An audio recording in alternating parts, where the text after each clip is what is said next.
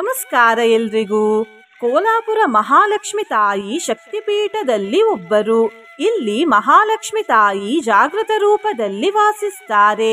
ಈಗ ಪಿತೃಪಕ್ಷ ನಡೀತಿದೆ ಮತ್ತು ಈ ಪಕ್ಷದಲ್ಲಿ ಮಹಾಲಕ್ಷ್ಮಿ ತಾಯಿಯ ಮಂತ್ರವನ್ನು ಕೇಳಿದ್ರೆ 5,000 ಪಟ್ಟು ಜಾಸ್ತಿ ಧನ ಲಾಭವಾಗ್ತದೆ ಹೀಗೆಂದು ನಂಬಿಕೆ ಇದೆ. ಈ ಮಂತ್ರವನ್ನು ಭಕ್ತಿಯಿಂದ ಇವತ್ತು ಬೆಳಿಗ್ಗೆ, ಮಧ್ಯಾಹ್ನ ಹಾಗೂ ವಿಶೇಷವಾಗಿ ಸಾಯಂಕಾಲದ ಸಮಯದಲ್ಲಿ ಕೇಳಿದ್ರೆ ಈ ಮುಂಚೆ ಹೇಳಿದ ಫಲದ ಜೊತೆ ಅಪಾರ ಸಂತೋಷ ಪ್ರಾಪ್ತಿಯಾಗ್ತದೆ. ವೈಭವ ಮತ್ತು ಯಶಸ್ಸು ದೊರೆಯುತ್ತದೆ. ಮಹಾಪಾಪ ನಾಶವಾಗ್ತದೆ. ಧಾನ್ಯದ ಕೊರತೆ ಬರುವುದಿಲ್ಲ. ಮಹಾಶತ್ರು ನಾಶವಾಗ್ತದೆ. ಸಂಕಷ್ಟಗಳಿಂದ ಈ ಮಂತ್ರ ಹೊರತೆಗೆಯುತ್ತದೆ ಮತ್ತು ಆಭರಣ ಖರೀದಿಸುವ ಸೌಭಾಗ್ಯವೂ ದೊರೆಯುತ್ತದೆ. ವರ್ಷಕ್ಕೆ 2 ಬಾರಿ ಮಾತ್ರ ಇಂತಹ ಶುಕ್ರವಾರ ಬರ್ತದೆ. ಹಾಗಾಗಿ ಇವತ್ತು ಎಲ್ಲ ಸಮಸ್ಯೆಗಳ ಪರಿಹಾರಕ್ಕಾಗಿ ಈ ಮಂತ್ರವನ್ನು ಖಂಡಿತ ಕೇಳಿ. ಇವತ್ತು ಈ ಒಂದು ಸರಳ ಪೂಜೆಯನ್ನು ಮಾಡಿ. ಮಹಾಲಕ್ಷ್ಮಿ ತಾಯಿಗೆ ತುಪ್ಪದ ದೀಪವನ್ನು ಹಚ್ಚಿ ಈ ದೀಪವನ್ನು ತಾಯಿಯ ಬಲಗಡೆ ಇಡಿ. ನೈವೇದ್ಯಕ್ಕೆ ಗೋಧಿಯ ಪಾಯಸವನ್ನು ಅರ್ಪಿಸಿ ಮಲ್ಲಿಗೆ ಹೂವನ್ನು ಇಟ್ಟು ಅಗರಬತ್ತಿ ಹಚ್ಚಿ ಆರತಿಯನ್ನು ಮಾಡಿ. ನಿನ್ನೆ ನಾನು ಕೇಳಿದ ಪ್ರಶ್ನೆ, ಇವರಲ್ಲಿ ಯಾರು ದತ್ತಾತ್ರೇಯರ ಗುರುಗಳು ಎಂದು. ಈ ಪ್ರಶ್ನೆಗೆ ಸರಿ ಉತ್ತರ ಬಿ, ಪ್ರಕೃತಿ. ಸರಿ ಉತ್ತರ ಕೊಟ್ಟವರಲ್ಲಿ ಒಬ್ಬರ ಹೆಸರು ಮುಕ್ತಾಕೆ. ಮುಕ್ತಾ ಅವರೇ ಭಕ್ತಿ ಮಾಡುವುದನ್ನು ಬಿಡಬೇಡಿ ಅಂತ ಹೇಳ್ತಾ ಇವತ್ತಿನ ಪ್ರಶ್ನೆಯನ್ನು ನೋಡುವ. ಪಿತೃಪಕ್ಷದ ಕೊನೆಯಲ್ಲಿ ಯಾವ ಅಮಾವಾಸ್ಯೆ ಬರುತ್ತದೆ? ಎ, ಆಟಿ ಅಮಾವಾಸ್ಯೆ, ಬಿ, ಮಹಾಲಯ ಅಮಾವಾಸ್ಯೆ, ಸಿ, ಮೌನಿ ಅಮಾವಾಸ್ಯೆ, ಡಿ, ಗುಣ ಅಮಾವಾಸ್ಯೆ. ಈ ಪ್ರಶ್ನೆಗೆ ಸರಿ ಉತ್ತರ ಕೊಟ್ಟವರಲ್ಲಿ ಒಬ್ಬರ ಹೆಸರನ್ನು ನಾಳಿನ ವಿಡಿಯೋದಲ್ಲಿ ಹೇಳ್ತೇನೆ. ಬನ್ನಿ ಈಗ ಈ ಶಕ್ತಿಶಾಲಿ ಮಹಾಲಕ್ಷ್ಮಿ ತಾಯಿಯ ಮಂತ್ರವನ್ನು 108 ಬಾರಿ ಭಕ್ತಿಯಿಂದ ಕೇಳುವ. ಅದಕ್ಕಿಂತ ಮುಂಚೆ ಓಂ ಶ್ರೀ ಕೋಲಾಪುರ ಮಹಾಲಕ್ಷ್ಮಿಯೇ ನಮಃ ಎಂದು ಕಮೆಂಟ್ ಮಾಡಿ. ಚಾನಲಿಗೆ ಹೊಸಬ್ರಾಗಿದ್ದರೆ ಚಾನಲನ್ನು ಸಬ್ಸ್ಕ್ರೈಬ್ ಮಾಡಿ. ಹತ್ರ ಇರುವ ಬೆಲ್ ಬಟನ್ ಪ್ರೆಸ್ ಮಾಡಿ. ಆಲ್ ಅನ್ನುವ ಆಪ್ಷನ್ ಅನ್ನು ಸೆಲೆಕ್ಟ್ ಮಾಡಿ. ನೀವು ಆನ್ಲೈನಿಂದ ಕುಂಕುಮ ಖರೀದಿಸಲು ಇಚ್ಛಿಸಿದರೆ ಈ ವಿಡಿಯೋದಲ್ಲಿ ಟ್ಯಾಗ್ ಮಾಡಿದ ಕುಂಕುಮವನ್ನು ಖರೀದಿಸಬಹುದು. ಸಹಸ್ರದಲ ಪದ್ಮಸ್ಯ ಕರ್ಣಿಕಾವಾಸಿನೀಂ ಪರಾಂ ಶರತ್ ಪಾರ್ವಣ ಕೋಟೀಂದು ಪ್ರಭಾಜುಷ್ಟಕರಾಂ ವರಾಂ. ಓಂ ಶ್ರೀ ಮಹಾಲಕ್ಷ್ಮ್ಯೈ ನಮಃ. ಸಹಸ್ರದಲ ಪದ್ಮಸ್ಯ ಕರ್ಣಿಕಾವಾಸಿನೀಂ ಪರಾಂ ಶರತ್ ಪಾರ್ವಣ ಕೋಟೀಂದು ಪ್ರಭಾಜುಷ್ಟಕರಾಂ ವರಾಂ. ಓಂ ಶ್ರೀ ಮಹಾಲಕ್ಷ್ಮ್ಯೈ ನಮಃ. ಸಹಸ್ರದಲ ಪದ್ಮಸ್ಯ ಕರ್ಣಿಕಾವಾಸಿನೀಂ ಪರಾಂ ಶರತ್ ಪಾರ್ವಣ ಕೋಟೀಂದು ಪ್ರಭಾಜುಷ್ಟಕರಾಂ ವರಾಂ. ಓಂ ಶ್ರೀ ಮಹಾಲಕ್ಷ್ಮ್ಯೈ ನಮಃ. ಸಹಸ್ರದಲ ಪದ್ಮಸ್ಯ ಕರ್ಣಿಕಾವಾಸಿನೀಂ ಪರಾಂ ಶರತ್ ಪಾರ್ವಣ ಕೋಟೀಂದು ಪ್ರಭಾಜುಷ್ಟಕರಾಂ ವರಾಂ. ಓಂ ಶ್ರೀ ಮಹಾಲಕ್ಷ್ಮ್ಯೈ ನಮಃ. ಸಹಸ್ರದಲ ಪದ್ಮಸ್ಯ ಕರ್ಣಿಕಾವಾಸಿನೀಂ ಪರಾಂ ಶರತ್ ಪಾರ್ವಣ ಕೋಟೀಂದು ಪ್ರಭಾಜುಷ್ಟಕರಾಂ ವರಾಂ. ಓಂ ಶ್ರೀ ಮಹಾಲಕ್ಷ್ಮ್ಯೈ ನಮಃ. ಸಹಸ್ರದಲ ಪದ್ಮಸ್ಯ ಕರ್ಣಿಕಾವಾಸಿನೀಂ ಪರಾಂ ಶರತ್ ಪಾರ್ವಣ ಕೋಟೀಂದು ಪ್ರಭಾಜುಷ್ಟಕರಾಂ ವರಾಂ. ಓಂ ಶ್ರೀ ಮಹಾಲಕ್ಷ್ಮ್ಯೈ ನಮಃ. ಸಹಸ್ರದಲ ಪದ್ಮಸ್ಯ ಕರ್ಣಿಕಾವಾಸಿನೀಂ ಪರಾಂ ಶರತ್ ಪಾರ್ವಣ ಕೋಟೀಂದು ಪ್ರಭಾಜುಷ್ಟಕರಾಂ ವರಾಂ. ಓಂ ಶ್ರೀ ಮಹಾಲಕ್ಷ್ಮ್ಯೈ ನಮಃ. ಸಹಸ್ರದಲ ಪದ್ಮಸ್ಯ ಕರ್ಣಿಕಾವಾಸಿನೀಂ ಪರಾಂ ಶರತ್ ಪಾರ್ವಣ ಕೋಟೀಂದು ಪ್ರಭಾಜುಷ್ಟಕರಾಂ ವರಾಂ. ಓಂ ಶ್ರೀ ಮಹಾಲಕ್ಷ್ಮ್ಯೈ ನಮಃ. ಸಹಸ್ರದಲ ಪದ್ಮಸ್ಯ ಕರ್ಣಿಕಾವಾಸಿನೀಂ ಪರಾಂ ಶರತ್ ಪಾರ್ವಣ ಕೋಟೀಂದು ಪ್ರಭಾಜುಷ್ಟಕರಾಂ ವರಾಂ. ಓಂ ಶ್ರೀ ಮಹಾಲಕ್ಷ್ಮ್ಯೈ ನಮಃ.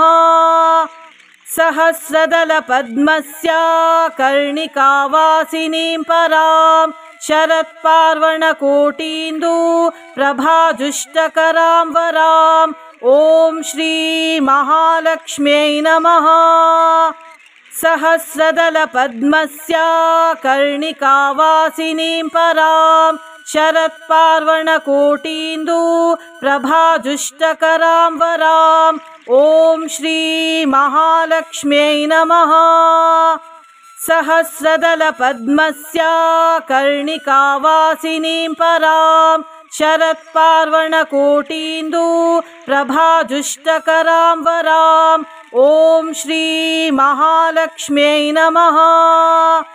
सहस्रदलपद्मस्य कर्णिकावासिनीं परां शरत्पार्वणकोटीन्दु प्रभाजुष्टकरां वराम् ॐ श्री महालक्ष्म्यै नमः। सहस्रदलपद्मस्य कर्णिकावासिनीं परां शरत्पार्वणकोटीन्दु प्रभाजुष्टकरां वराम् ॐ श्री महालक्ष्म्यै नमः। सहस्रदलपद्मस्य कर्णिकावासिनीं परां शरत्पार्वणकोटीन्दु प्रभाजुष्टकरां वराम् ॐ श्री महालक्ष्म्यै नमः। सहस्रदलपद्मस्य कर्णिकावासिनीं परां शरत्पार्वणकोटीन्दु प्रभाजुष्टकरां वराम् ॐ श्री महालक्ष्म्यै नमः।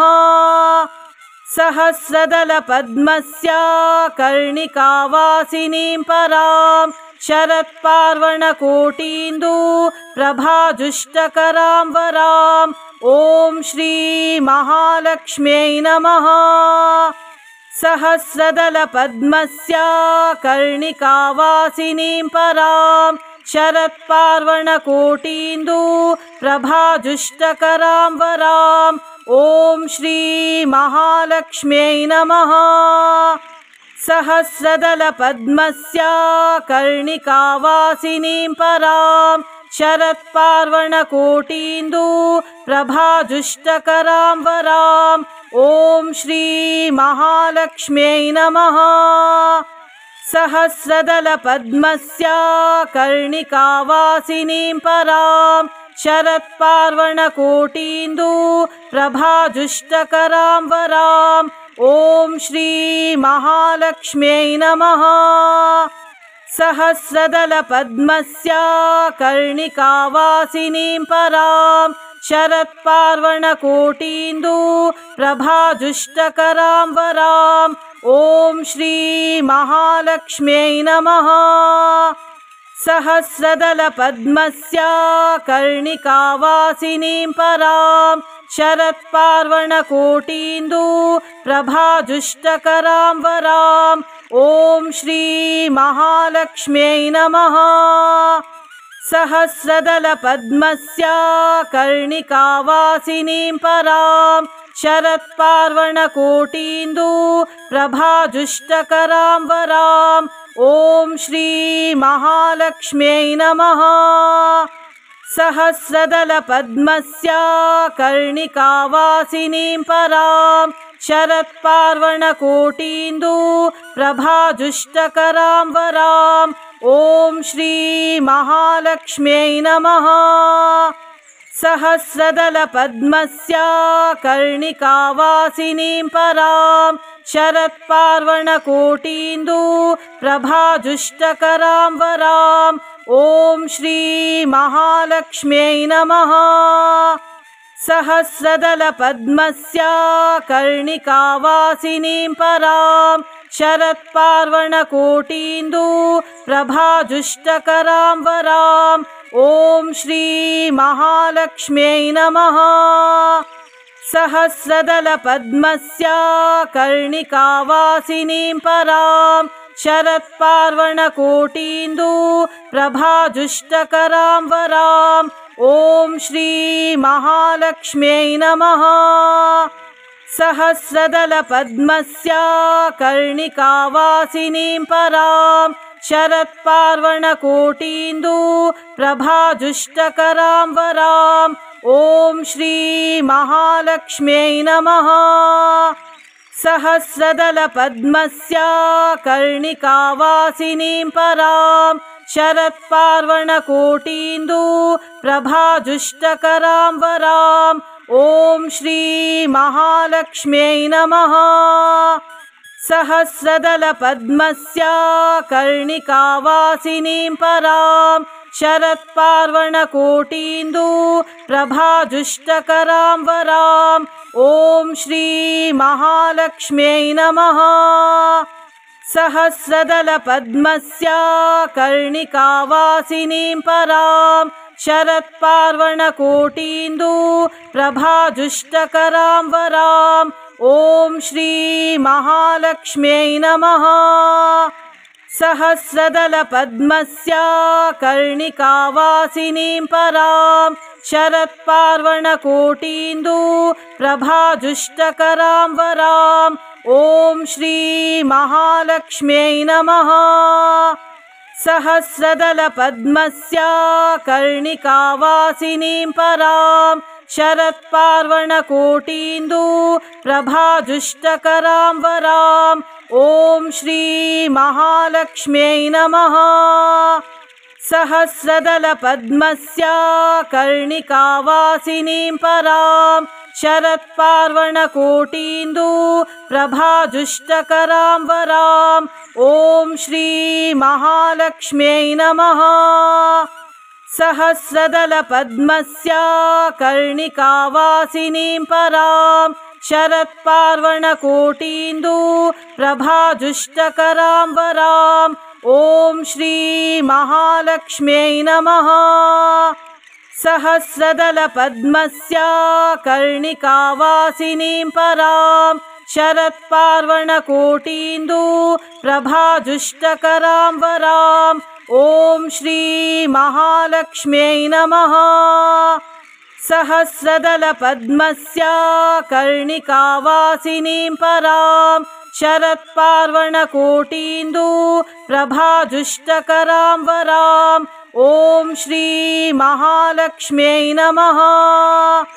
सहस्रदलपद्मस्य कर्णिकावासिनीं परां शरत्पार्वणकोटीन्दु प्रभाजुष्टकरां वराम् ॐ श्री महालक्ष्म्यै नमः। सहस्रदलपद्मस्य कर्णिकावासिनीं परां शरत्पार्वणकोटीन्दु प्रभाजुष्टकरां वराम् ॐ श्री महालक्ष्म्यै नमः।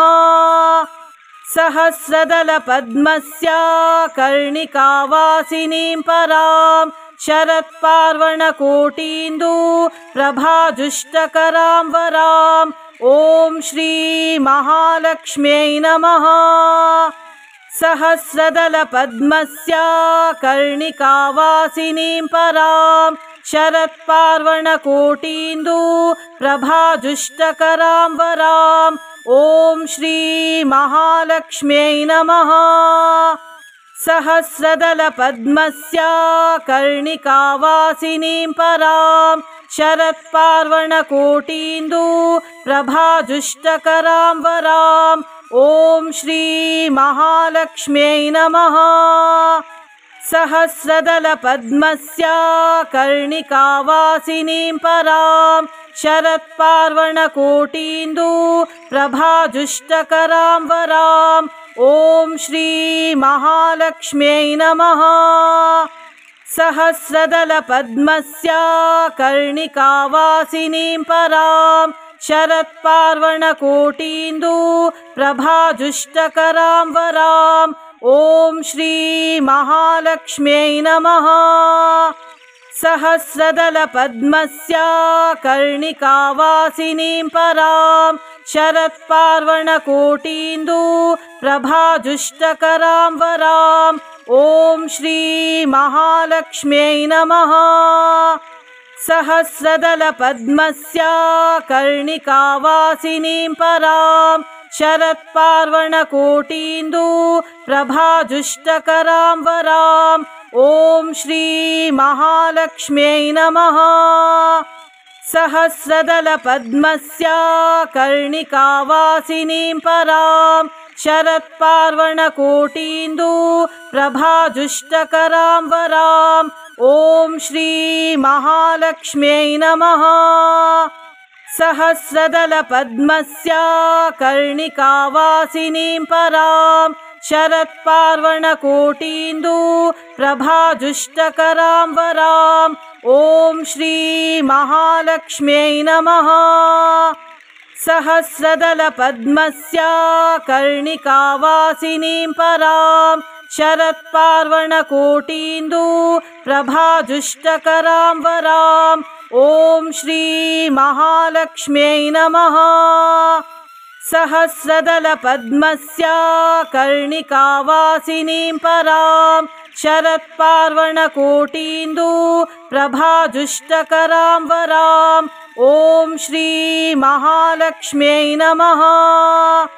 सहस्रदलपद्मस्य कर्णिकावासिनीं परां शरत्पार्वणकोटीन्दु प्रभाजुष्टकरां वरां ॐ श्री महालक्ष्म्यै नमः। सहस्रदलपद्मस्य कर्णिकावासिनीं परां शरत्पार्वणकोटीन्दु प्रभाजुष्टकरां वरां ॐ श्री महालक्ष्म्यै नमः। सहस्रदलपद्मस्य कर्णिकावासिनीं परां शरत्पार्वणकोटीन्दु प्रभाजुष्टकरां वरां ॐ श्री महालक्ष्म्यै नमः। सहस्रदलपद्मस्य कर्णिकावासिनीं परां शरत्पार्वणकोटीन्दु प्रभाजुष्टकरां वरां ॐ श्री महालक्ष्म्यै नमः। सहस्रदलपद्मस्य कर्णिकावासिनीं परां शरत्पार्वणकोटीन्दु प्रभाजुष्टकरां वरां ॐ श्री महालक्ष्म्यै नमः। सहस्रदलपद्मस्य कर्णिकावासिनीं परां शरत्पार्वणकोटीन्दु प्रभाजुष्टकरां वरां ॐ श्री महालक्ष्म्यै नमः। सहस्रदलपद्मस्य कर्णिकावासिनीं परां शरत्पार्वणकोटीन्दु प्रभाजुष्टकरां वरां ॐ श्री महालक्ष्म्यै नमः। सहस्रदलपद्मस्य कर्णिकावासिनीं परां शरत्पार्वणकोटीन्दु प्रभाजुष्टकरां वरां ॐ श्री महालक्ष्म्यै नमः। सहस्रदलपद्मस्य कर्णिकावासिनीं परां शरत्पार्वणकोटीन्दु प्रभाजुष्टकरां वरां ॐ श्री महालक्ष्म्यै नमः। सहस्रदलपद्मस्य कर्णिकावासिनीं परां शरत्पार्वणकोटीन्दु प्रभाजुष्टकरां वरां ॐ श्री महालक्ष्म्यै नमः। सहस्रदलपद्मस्य कर्णिकावासिनीं परां शरत्पार्वणकोटीन्दु प्रभाजुष्टकरां वरां ॐ श्री महालक्ष्म्यै नमः। सहस्रदलपद्मस्य कर्णिकावासिनीं परां शरत्पार्वणकोटीन्दु प्रभाजुष्टकरां वरां ॐ श्री महालक्ष्म्यै नमः। सहस्रदलपद्मस्य कर्णिकावासिनीं परां शरत्पार्वणकोटीन्दु प्रभाजुष्टकरां वरां ॐ श्री महालक्ष्म्यै नमः। सहस्रदलपद्मस्य कर्णिकावासिनीं परां शरत्पार्वणकोटीन्दु प्रभाजुष्टकरां वरां ॐ श्री महालक्ष्म्यै नमः। सहस्रदलपद्मस्य कर्णिकावासिनीं परां शरत्पार्वणकोटीन्दु प्रभाजुष्टकरां वरां ॐ श्री महालक्ष्म्यै नमः। सहस्रदलपद्मस्य कर्णिकावासिनीं परां शरत्पार्वणकोटीन्दु प्रभाजुष्टकरां वरां ॐ श्री महालक्ष्म्यै नमः। सहस्रदलपद्मस्य कर्णिकावासिनीं परां शरत्पार्वणकोटीन्दु प्रभाजुष्टकरां वरां ॐ श्री महालक्ष्म्यै नमः। सहस्रदलपद्मस्य कर्णिकावासिनीं परां शरत्पार्वणकोटीन्दु प्रभाजुष्टकरां वरां ॐ श्री महालक्ष्म्यै नमः। सहस्रदलपद्मस्य कर्णिकावासिनीं परां शरत्पार्वणकोटीन्दु प्रभाजुष्टकरां वरां ॐ श्री महालक्ष्म्यै नमः। सहस्रदलपद्मस्य कर्णिकावासिनीं परां शरत्पार्वणकोटीन्दु प्रभाजुष्टकरां वरां ॐ श्री महालक्ष्म्यै नमः। सहस्रदलपद्मस्य कर्णिकावासिनीं परां शरत्पार्वणकोटीन्दु प्रभाजुष्टकरां वरां ॐ श्री महालक्ष्म्यै नमः। सहस्रदलपद्मस्य कर्णिकावासिनीं परां शरत्पार्वणकोटीन्दु प्रभाजुष्टकरां वरां ॐ श्री महालक्ष्म्यै नमः। सहस्रदलपद्मस्य कर्णिकावासिनीं परां शरत्पार्वणकोटीन्दु प्रभाजुष्टकरां वरां ॐ श्री महालक्ष्म्यै नमः। सहस्रदलपद्मस्य कर्णिकावासिनीं परां शरत्पार्वणकोटीन्दु प्रभाजुष्टकरां वरां ॐ श्री महालक्ष्म्यै नमः। सहस्रदलपद्मस्य कर्णिकावासिनीं परां शरत्पार्वणकोटीन्दु प्रभाजुष्टकरां वरां ॐ श्री महालक्ष्म्यै नमः। सहस्रदलपद्मस्य कर्णिकावासिनीं परां शरत्पार्वणकोटीन्दु प्रभाजुष्टकरां वरां ॐ श्री महालक्ष्म्यै नमः। सहस्रदलपद्मस्य कर्णिकावासिनीं परां शरत्पार्वणकोटीन्दु प्रभाजुष्टकरां वरां ॐ श्री महालक्ष्म्यै नमः। सहस्रदलपद्मस्य कर्णिकावासिनीं परां शरत्पार्वणकोटीन्दु प्रभाजुष्टकरां वरां ॐ श्री महालक्ष्म्यै नमः। सहस्रदलपद्मस्य कर्णिकावासिनीं परां शरत्पार्वणकोटीन्दु प्रभाजुष्टकरां वरां ॐ श्री महालक्ष्म्यै नमः। सहस्रदलपद्मस्य कर्णिकावासिनीं परां शरत्पार्वणकोटीन्दु प्रभाजुष्टकरां वरां ॐ श्री महालक्ष्म्यै नमः। सहस्रदलपद्मस्य कर्णिकावासिनीं परां शरत्पार्वणकोटीन्दु प्रभाजुष्टकरां वरां ॐ श्री महालक्ष्म्यै नमः। सहस्रदलपद्मस्य कर्णिकावासिनीं परां शरत्पार्वणकोटीन्दु प्रभाजुष्टकरां वरां ॐ श्री महालक्ष्म्यै नमः। सहस्रदलपद्मस्य कर्णिकावासिनीं परां शरत्पार्वणकोटीन्दु प्रभाजुष्टकरां वरां ॐ श्री महालक्ष्म्यै नमः। सहस्रदलपद्मस्य कर्णिकावासिनीं परां शरत्पार्वणकोटीन्दु प्रभाजुष्टकरां वरां ॐ श्री महालक्ष्म्यै नमः। सहस्रदलपद्मस्य कर्णिकावासिनीं परां शरत्पार्वणकोटीन्दु प्रभाजुष्टकरां वरां ॐ श्री महालक्ष्म्यै नमः।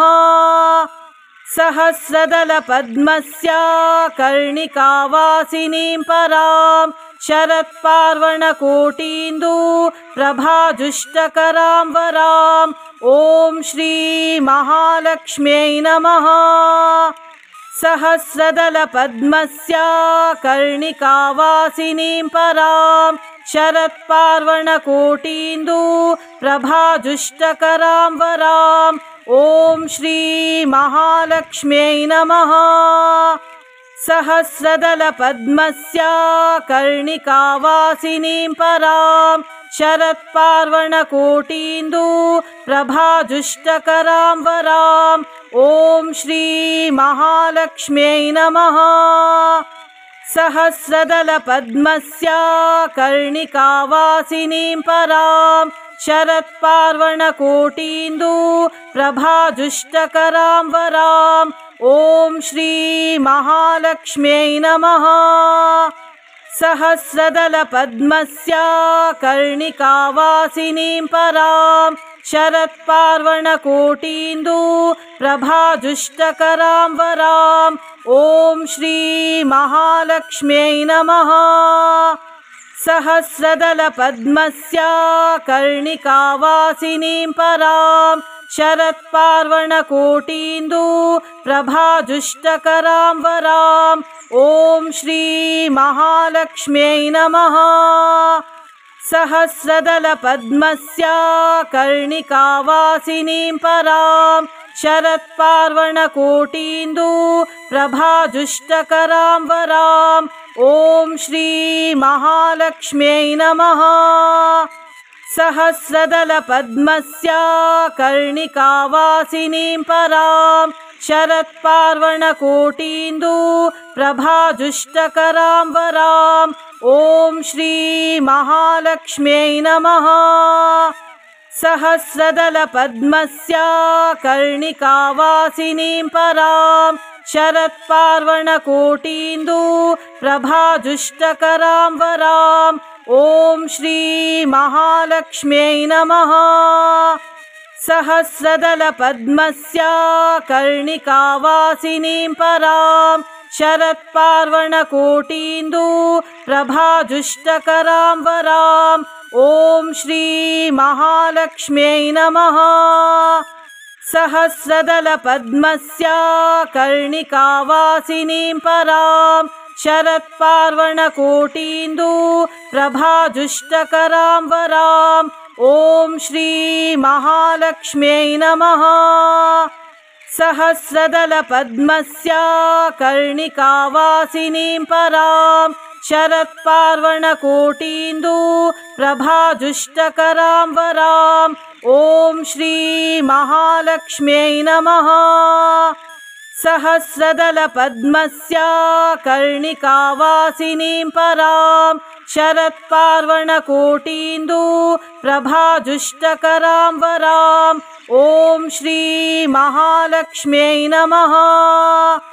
सहस्रदलपद्मस्य कर्णिकावासिनीं परां शरत्पार्वणकोटीन्दु प्रभाजुष्टकरां वरां ॐ श्री महालक्ष्म्यै नमः। सहस्रदलपद्मस्य कर्णिकावासिनीं परां शरत्पार्वणकोटीन्दु प्रभाजुष्टकरां वरां ॐ श्री महालक्ष्म्यै नमः। सहस्रदलपद्मस्य कर्णिकावासिनीं परां शरत्पार्वणकोटीन्दु प्रभाजुष्टकरां वरां ॐ श्रीमहालक्ष्म्यै नमः। सहस्रदलपद्मस्य कर्णिकावासिनीं परां शरत्पार्वणकोटीन्दु प्रभाजुष्टकरां वरां ॐ श्रीमहालक्ष्म्यै नमः। सहस्रदलपद्मस्य कर्णिकावासिनीं परां शरत्पार्वणकोटीन्दु प्रभाजुष्टकरां वरां ॐ श्रीमहालक्ष्म्यै नमः। सहस्रदलपद्मस्य कर्णिकावासिनीं परां शरत्पार्वणकोटीन्दु प्रभाजुष्टकरां वरां ॐ श्रीमहालक्ष्म्यै नमः। सहस्रदलपद्मस्य कर्णिकावासिनीं परां शरत्पार्वणकोटीन्दु प्रभाजुष्टकरां वरां ॐ श्रीमहालक्ष्म्यै नमः। सहस्रदलपद्मस्य कर्णिकावासिनीं परां शरत्पार्वणकोटीन्दु प्रभाजुष्टकरां वरां ॐ श्रीमहालक्ष्म्यै नमः। सहस्रदलपद्मस्य कर्णिकावासिनीं परां शरत्पार्वणकोटीन्दु प्रभाजुष्टकरां वरां ॐ श्रीमहालक्ष्म्यै नमः। सहस्रदलपद्मस्य कर्णिकावासिनीं परां शरत्पार्वणकोटीन्दु प्रभाजुष्टकरां वरां ॐ श्रीमहालक्ष्म्यै नमः।